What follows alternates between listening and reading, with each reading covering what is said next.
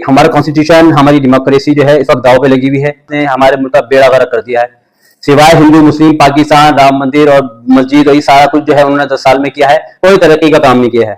जो कि prime minister खुद कहता है कि मैं पढ़ा लिखा नहीं हूं, मैंने 10वीं भी नहीं की। ये झूठे लोग हैं, झूठी हुकूमत है। ये सफेद खादी कुर्ता पजामे वाले जिनको हम बहुत इज्जतदार समझते हैं, मतलब हम ये सोचते हैं कि ये बहुत हमारी खिदमत कर रहे हैं, देखा जाए तो ये एक तरह के करप्ट लोग हैं। फिर मैंने जब इन खादी कुर्ता पजामा वालों को देखा कि यार ये सारे करप्ट लोग होते हैं, ये तो सब चोर हैं, मैंने जो है 10 साल जो है मैंने वोट डालने बंद कर दिए। तो मैं नोटा को वोट डालने लगा। चोर से बड़े भी कोई चोर होते हैं जिनको डाकू कहा जाता है। ये 2014 में जो बीजेपी की हुकूमत है, ये डाकुओं की हुकूमत है। इन्होंने डाका डाला है मुल्क के खजाने के अंदर। वो 16 लाख करोड़ जो है उन्होंने अपने यार दोस्तों को बांटा। तक एक प्रेस कॉन्फ्रेंस इस चौकीदार ने नहीं की। मैं तो इस चौकीदार का और चाय वाले का नाम लेना पसंद नहीं करता। मैं नहीं चाहता कि मैं इसका नाम लूं, मैं अपना मुंह गंदा करूं। क्योंकि अगर बावलों के या पागलों के अगर सर पे सींग होते ना, तो ये सब बीजेपी वाले 12 सिंगा होते। हिंदू मुस्लिम भाईचारे की, हिंदू मुस्लिम की जो सॉलिडेरिटी है उसको कायम रखना है। ये बिल्कुल एक जोकरों की सरकार थी। उन्होंने ईवीएम ने ही इस चौकीदार को जो है ये इलेक्शन जितवाया 2019 का, और आज भी ईवीएम पे हो रहा है क्योंकि इलेक्शन कमीशन भी जो है इनकी गोदों में बैठा हुआ है। इंडिया अलायंस की जो कैंडिडेट है उनको वोट दें।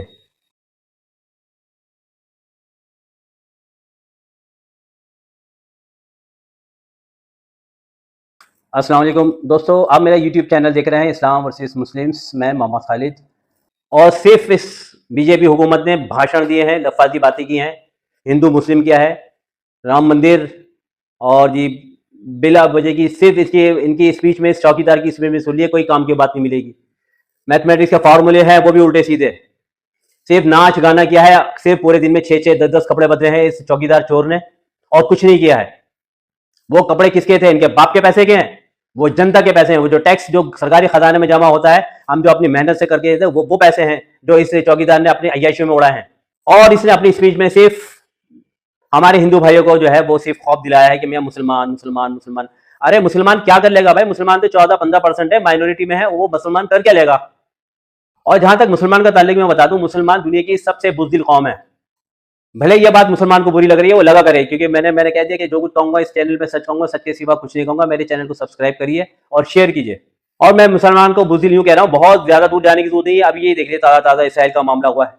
इसराइल कितने हैं? चंद लाख हैं। और ये 200 करोड़ मुसलमान क्या कर रहे हैं? मैंने तो एक वीडियो में कहा, मैंने कि 57 मुल्क की जो इस्लामिक कंट्री है, इसकी जो फौजें हैं वो हिजड़ों की फौजें हैं। बहरहाल मैं हिंदू भाई से कहूंगा, देखिए हम में जो है, हम इस मुल्क में हम बहुत मोहब्बत से रहते हैं। और मैं ये भी जानता हूं कि हिंदू मुसलमान के बगैर नहीं रह सकता, मुसलमान हिंदू के बगैर नहीं रह सकता। कारोबारी एतबार से भी और दूसरे ताल्लुकाती एतबार से भी जो है हम सब जो है एक दूसरे से बहुत मोहब्बत करते हैं। और यही नहीं, मैं हालांकि बहैसियत मुसलमान होने के मैं ये कहता हूं कि हम अपने हिंदू भाई से कहूँगे अखलाक के जहां तक ताल्लुक है, जहां तक मतलब इटिकेट्स का ताल्लुक है, मॉरल वैल्यूज को समझने का ताल्लुक है, हमारा हिंदू भाई मुसलमान से बेहतर हैं, ये हमारे हिंदू भाई।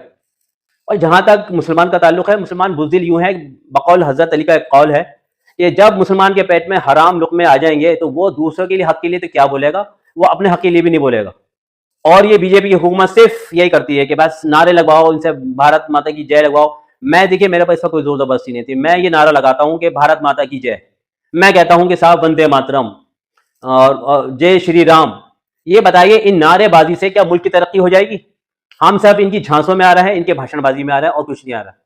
इन्होंने 2014 में कहा था कि हम 2 करोड़ जो है हर साल रोजगार देंगे, और इन 10 सालों में 12 करोड़ जो है नौकरियां गई हैं, रोजगार घटे हैं। और आंकड़ों के हिसाब से पिछले 3 सालों में जो है वो 10,000 से ज्यादा लोगों ने बेरोजगारी की वजह से और भुखमरी की वजह से खुदकुशियां की। वो तमाम कौन लोग थे? वो हमारे सब हिंदू भाई थे, मुसलमान नहीं थे खुदकुशी करने वालों में। और जिनके रोजगार गए उसमें भी ज्यादातर हमारे हिंदू भाई थे, मुसलमान ज्यादा नहीं थे उसमें। और सरकारी नौकरी होती ही कितनी है मुसलमानों के पास? ये सारा टोटल नुकसान जो है हमारे हिंदू भाइयों का हुआ। और यकीन जानिए, अगर 2024 में अगर बीजेपी अगर हार गई, हालांकि चांस कम है, मैं साफ कह रहा हूं, क्योंकि ईवीएम शामिल है, इसलिए बीजेपी ने फिर आना है। और अगर 1% अगर अलायंस वाले जीत गए ना, ये देख लिएगा इनका पासपोर्ट तैयार है, ये जो है चौकीदार जो है तड़ीपार के साथ भाग जाएगा ये मुल्क छोड़ के। गारंटी में बता रहा हूं मैं।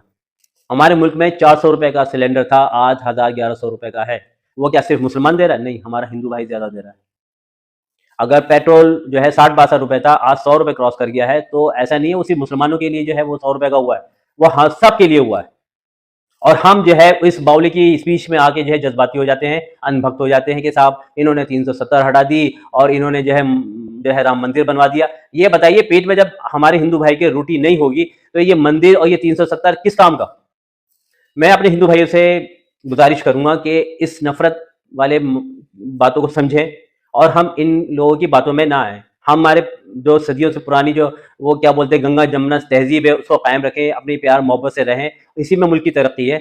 नफरत से कभी मुल्क तरक्की नहीं करेगा। लिहाजा आप वोट जो है इंडियन अलायंस को दें और इनको कामयाब बनाएं। और यही नहीं है, और इसी चौकीदार ने, मुझे अच्छी तरह याद है कि जब वो कोविड के दिन हुए थे इन्होंने कुंभ मेला खोला था और उसके अंदर कितना जो है वो मतलब कोविड के जो है वो इन्फेक्टेड हुए थे, कितने लाखों लोग मरे थे, लाखों लोग।